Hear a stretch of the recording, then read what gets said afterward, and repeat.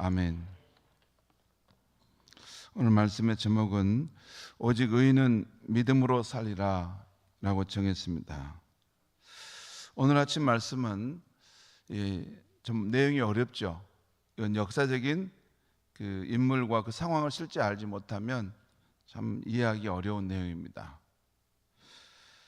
지금 다니엘은 현대 오늘 우리 시대를 향해서 예언하는 것이 아니라 그가 살던 시대와 또 그 앞서서 한 몇백 년 후에 있을 일들을 지금 예언하는 것이고, 또 우리는 그보다도 2000년 더 멀리 떨어진 세대를 살아가고 있기 때문에 오늘 이 말씀의 내용이 지칭하는 구체적인 사건과 그 사람들이 누구인가 하는 것이 그 당시의 역사적인 상황을 잘 모르면 참 난해한 말씀입니다. 그래도 제가 이해되는 범위 내에서 잠깐 말씀드리도록 하겠습니다. 오늘 아침 말씀은 이 그리스 알렉산더 대왕 이후에 알렉산더 대왕이 지금 온 세계를 이렇게 제패하게 되겠지만 갑자기 죽게 되면서 그의 밑에 있었던 장군들에 의해서 네 왕조가 분할돼서 일어난다고 했습니다. 그 중에 한 왕조인 이 셀루코스 왕조에서 일어난 그 줄기에서 일어난 악한 왕의 이야기를 지금 오늘 아침 다니엘이 지금 예언하고 있는 이야기인데요. 그 셀루코스 왕조에서 일어난 악한 왕, 그 한 사람은 이 안티오코스 4세입니다. 셀루코스 왕조에도 계속해서 여러 명의 왕들이 일어나죠. 근데 그 줄기 안에서 이 안티오코스 4세라는 이 왕이 일어나는데, 이 왕이 정치적으로는 권모술수나 이런 정치 군사력을 통해서 세력을 펼쳐갔지만, 특별히 신앙적으로는 유대 민족을 크게 핍박하고 또 예루살렘 성전을 파괴하고 또 돌에 폈던 사람입니다. 그때 유대 민족이 그 신앙의 박해에 맞서서 순수한 신앙을 지키려고 했던 그러한 역사가 있었습니다. 오늘은 그 이야기를 지금 다니엘의 예언을 통해서 말씀하고 있는 것입니다. 오늘 이야기는 실제 앞에서 다니엘이 본 환상의 내용의 그 구체적인 역사적인 사건을 말하는 건데요. 다니엘서 8장 8절에서 12절까지에 보면 다니엘이 바벨론 왕 벨사살 왕 3년에 보았던 환상의 내용이 나옵니다. 다니엘이 바벨론 왕 벨사살 3년에 보았던 환상이 나오는데, 다니엘서 8장 한번 보겠습니다. 8장 한번 보겠습니다. 다니엘서 8장 한번 보겠습니다. 그 내용을 먼저 보면 오늘 내용을 이해하는 도움이 되겠습니다. 다니엘서 8장, 이 다니엘서 8장에는 그 8장 1절에 이런 말씀이 나오죠. 나 다니엘에게 처음에 나타난 환상 후 벨사살 왕 제3년에 다시 한 환상이 나타나니라.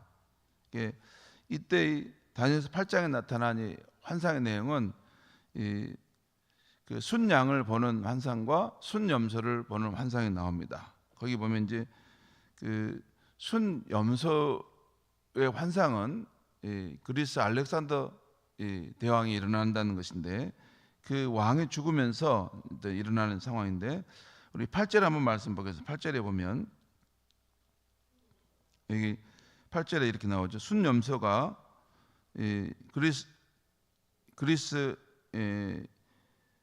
그리스 알렉산더 대왕이 일어나는 것을 순염소가 일어나는 걸 말합니다. 순염소가 스스로 심히 강대하여 가더니 강성할 때 그 큰 뿔이 꺾이고 그 대신에 현저한 뿔 넷이 하늘 사방을 향하여 났더니, 큰 뿔은 알렉산더 대왕을 말하고, 그 다음에 이 뿔 4개가 일어난 것은 그의 장군들이 분할되어서 4개의 지역을 통치하게 된 것을 말합니다. 9절을 보겠습니다.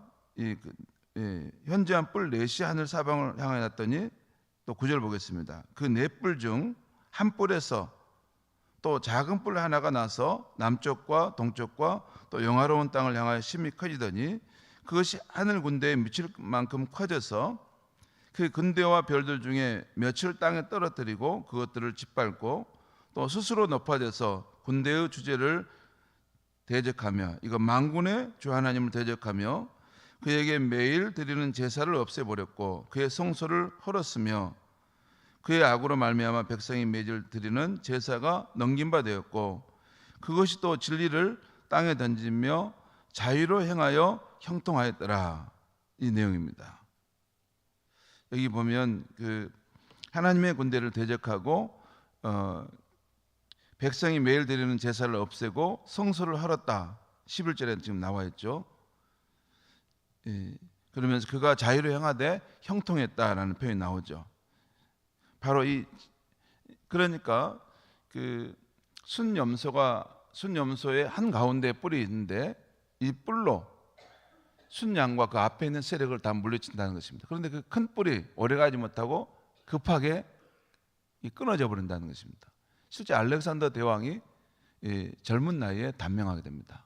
그리고 그 나라는 큰 나라가 4개의 그런 나라로 이렇게 크게 분산돼서 통치가 되죠.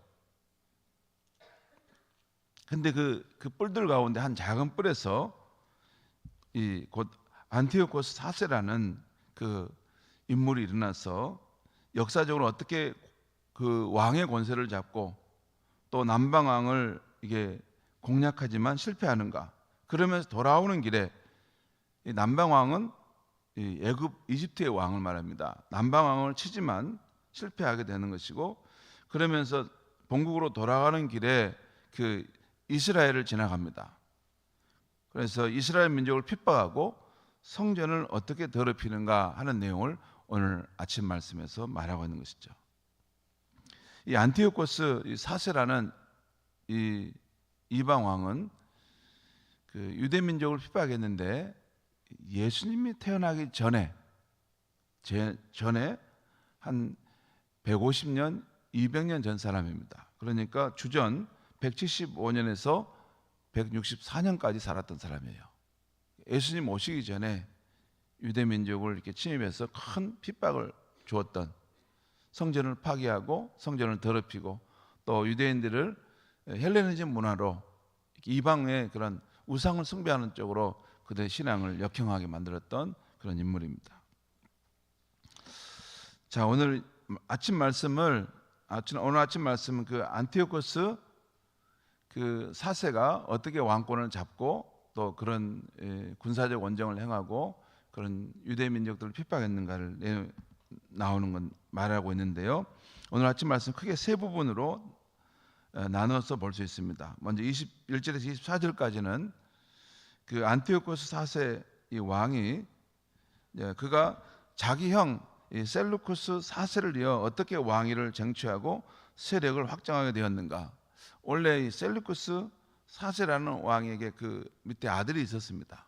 그 아들이 왕위를 승계해야 되는데 그 동생이었던 이 안티오코스 4세라는 사람이 그 조카와 함께 같이 이렇게 동맹을 맺어서 이 왕자를 얻는 것처럼 보이다가 나중에 자기 왕권이 강해지니까 그 조카를 제거합니다. 그리고 자기 왕권을 더 건강하게 세우게 되는 것이죠. 오늘 21절과 24절이 이것을 말씀하고 있는데요. 제가 한번 읽겠습니다. 21절. 또 그의 왕위를 이을 자는 한 비천한 사람이라.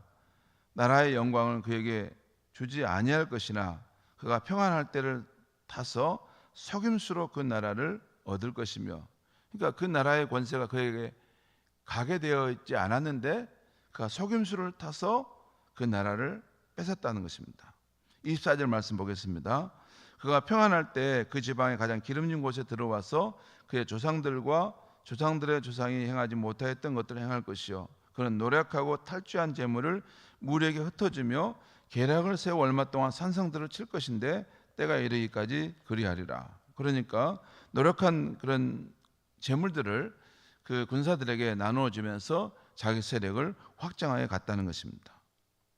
그 다음에 25절부터 28절까지 말씀은 그 안티오코스 4세가 그 왕이 군사를 이끌고 남방왕 이집트를 치는 1차 원정의 이야기입니다. 25절 말씀 제가 읽겠습니다. 그가 그의 힘을 떨치며 용기를 다하여 큰 군사를 거느리고 남방왕을 칠 것이요. 이 남방왕은 이 남쪽에 있는 그 왕인데 이집트를 말합니다. 애굽을 칠 것이요. 애굽 왕도 심히 크고 강한 군대를 거느리고 맞아 싸울 것이나 능히 당하지 못하리니 이는 그들이 계략을 세워 그를 침이라. 이 안티오코스 이 사세라는 이 왕이 계략을 세워서 이 애굽을 치게 되게 되자 애굽 왕이 이기지 못했다는 것입니다. 그리고 또 29절에 35절은 그가 2차로 다시 남방왕 이집트를 치게 되는데 이번에는 용이하지 않았다는 것입니다. 그래서 실패하고 돌아간다는 이야기가 나오는데, 그런데 그가 돌아가면서 이전 다니엘이 보았던 예언대로 유다 민족을 대대적으로 박해한다는 내용입니다. 그 내용이 29절에 한번 보겠습니다. 29절을 보면 작정한 기한에 그가 안티오코스 4세 왕을 말합니다. 그가 다시 나와서 남방에 이를 것이나 이번이 그 전만 못하리니, 그러니까 이번 2차 이 공격은 그 전보다 더 이렇게 이 전세가 더 좋은 상황이 아니라는 것입니다. 그래서 3절에 보면 3절에 이런 말씀이 있죠. 그가 낙심하여 돌아가면서, 중간에 그가 낙심하여 돌아가면서라는 표현이 나오죠. 그러니까 두 번째 그 애굽을 쳤는데 이번에는 전처럼 잘 되지 않아서 그가 그 군대를 거두고 낙심하여 돌아가는데, 그 다음 31절부터 35절까지는 그가 낙심하여 돌아가는 길에 예루살렘과 유대인들을 박해한다는 것입니다.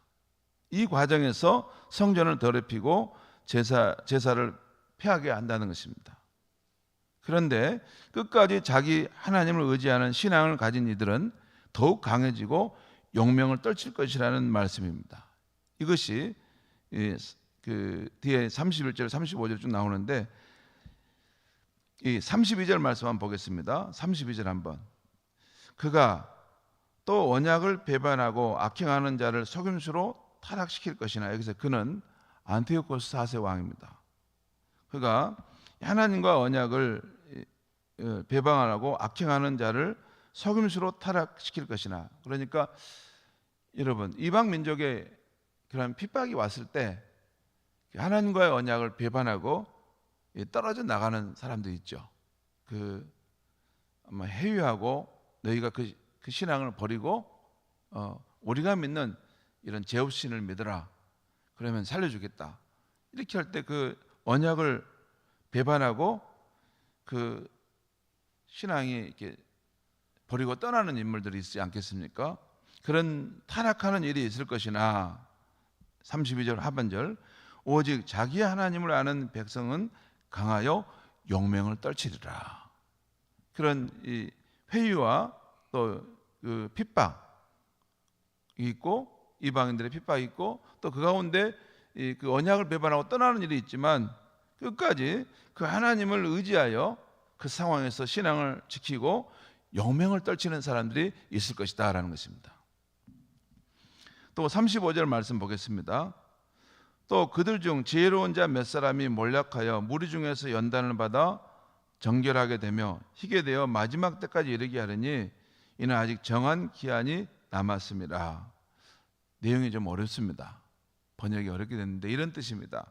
그러니까 이스라엘 그 유다 민족 가운데 지혜로운 이 믿음의 사람이 그 얼마간 학살을 당하고 죽게 될 것이라는 것입니다. 그런데 그런 일을 보면서 그 백성들이 오히려 더 연단을 받는다는 것이죠. 여러분 그 핍박과 환란이 있으면 그 신앙을 떠나는 사람도 있지만 오히려 반대로 하나님께 더 가까이 나와서 더 굳건한 신앙 위에 서는 사람이 있는 것이죠. 연단을 받아서 더 정결하게 된 사람이 있다는 것이에요. 이게 35절 말씀을 세번역 성경으로 제가 읽어드리겠습니다. 한번 조용히 들어보시기 바랍니다. 세번역 성경에서 쉽게 나왔으니까. 또한 지혜 있는 지도자들 가운데 얼마가 학살을 당할 것인데 이 일로 백성은 단련을 받고 순결하게 되며 끝까지 깨끗하게 남을 것이다. 그러니까 그 신앙의 핍박이 있어서 정말 그 지도자들이 죽임을 당하는 그런 상황이 되었을 때 오히려 이 일이 그 백성들로 하여금 그 신앙을 단련하고 더 순결하게 하나님께 그 믿음을 지켜야 되겠다 하는 마음을 갖게 된다는 것입니다. 하나님이 정하신 그 끝날이 올 때까지 이런 일이 계속될 것이다. 역사의 주관자이신 하나님께서 그 신앙의 핍박의 시기를 그 상황을 허락하시는데 그 분명히 때가 되면 이 핍박이 끝나고 하나님의 주권이 역사 속에 들어와서 믿음으로 사는 사람 편에서 승리를 하게 하는데 그 기간이 그 혼돈의 시간이 얼마 동안은 계속될 것이라는 것입니다. 사랑하는 성도 여러분, 인류 역사 속에서 하나님의 주권이 보이지 않을 때가 있었습니다. 하나님이 이 우리의 삶과 이 역사 속에서 자신의 선하심을 따라 그 뜻을 행하신다라고 보이지 않을 때가 있었어요. 초대교회 때는 그 로마 황제인 네로 황제 때 그 대지적인 핍박이 있었습니다. 그때 하나님이 과연 자기 백성을 그 생명을 지키시는가 하는 의문이 들 때가 있었습니다. 또 우리나라 같은 경우는 일제 강점기 때 신사 참배하는 그때, 또 그리고 우리나라가 6.25 동란을 맞이해서 그 유물론자들의 신앙을 버려야 할 때, 그때 공산주의자들이 와서 기독교인들을 많이 핍박했지 않았습니까? 그때 하나님의 주권이 보이지 않은 것처럼 여겨질 때가 있었다는 것입니다. 그런데 그럴 때마다 신앙인 가운데 두 현상이 일어났습니다. 한 부류는 신앙을 잃고 떠나가고 배교하는 사람들이 일어났는가 하면, 또 한 부류는 더욱 자기 하나님을 굳게 붙들고 강한 믿음으로 그 어두운 시대에 신앙의 빛을 밝힌 사람들이 있었다는 것입니다. 여러분, 항상 이 어둠이 짙어지면 동시에 아침도 온다는 것이죠. 항상 두 부류가 있습니다. 이 신앙의 핍박과 환난과 어려움이 있으면 그 신앙의 길에서 떠나서 하나님을 외면하는 자만 있는 게 아닙니다. 오히려 그 신앙의 그 시련의 상황 속에서 더욱 자기 하나님을 의지하여 그 상황을 이겨내려고 하는 더 강하고 영명스러운 신실한 사람들이 일어난다는 것입니다. 저는 지금 우리 시대도 그런 시대라고 생각합니다. 지금 우리 시대는 이게 모든 것이 부유한 것처럼 보이지만 영적으로는 정말 혼탁한, 지금 종교다원주의와 혼합주의와 또 현세주의와 쾌락주의가 이 세상을 뒤덮고 있는 이 시대입니다. 진리의 빛 가운데 관점에서 볼 때는 참 어두운 시대예요. 이런 어두울 때 믿음의 사람들은 어떻게 살아가는가? 오늘 말씀대로 오직 의인은 믿음으로 말미암아 살리라는 것입니다. 이 믿음은 하나님의 약속의 말씀에 대한 믿음, 그 믿음입니다. 하나님의 이 역사의 시간은 우리 볼 때는 이렇게 이 방향이 흔들리고 이게 잘못 가는 것처럼 보이지만 반드시 하나님의 역사의 그 시간 속에서 하나님의 그 세상을 주관하시고 믿음으로 사는 사람들을 승리케 하는 그때가 오고 있다는 것입니다. 그 믿음을 가지고 살아가야 되는 것이죠. 저는 오늘 이 말씀을 생각할 때 우리 크리스찬이 이 영적으로 어두운 시대에 신앙을 지키는 길은 세 가지 정도인데, 첫째는 하나님의 약속의 말씀, 하나님의 영원한 진리인 그 말씀을 잘 묵상하고 그 말씀을 붙들고 살아가야 된다는 것입니다.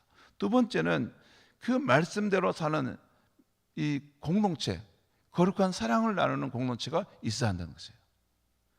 그리고 세 번째는 그 신앙을 사람들에게 전파하는 그런 복음 전도의 삶을 살아가는 그 삶을 산다면 우리가 아무리 어둡고 혼탁한 시대라 할지라도 오직 믿음으로 그것을 지켜내면서 주님 오시는 그날까지 우리가 정금 같은 믿음을 유지하고 서 있게 될 줄 믿습니다. 기도하겠습니다. 하나님 아버지, 오늘 이 아침에 하나님의 말씀을 듣고 갑니다. 하나님, 인류의 역사 속에서 신앙인들이 볼 때 하나님께서 과연 이 세상에 그 뜻을 가지고 자신의 주권을 행하고 계시는가 의심될 때가 있었습니다. 하나님 아버지, 그때마다 한 부류는 오히려 하나님을 떠나고 신앙이 약해져 가지만 또 한 부류는 하나님을 더욱 의지하여 정 같은 믿음의 사람으로 세워졌던 것을 봅니다. 하나님 아버지, 오늘 우리 시대에 종교 다원주의와 혼합주의, 또한 쾌락주의, 또 현세주의가 팽배하는 이 시대입니다. 하나님, 이 어두운 시대 우리 성도들 신앙을 지켜가게 하여 주시되 하나님의 약속의 말씀, 영원한 진리의 터 위에 서서 살아갈 수 있게 하여 주시옵소서.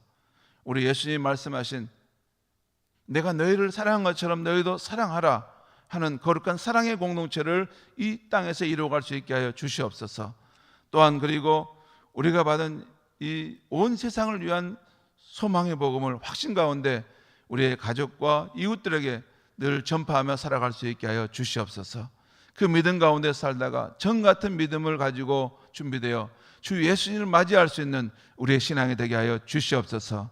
예수님의 이름으로 기도합니다. 아멘.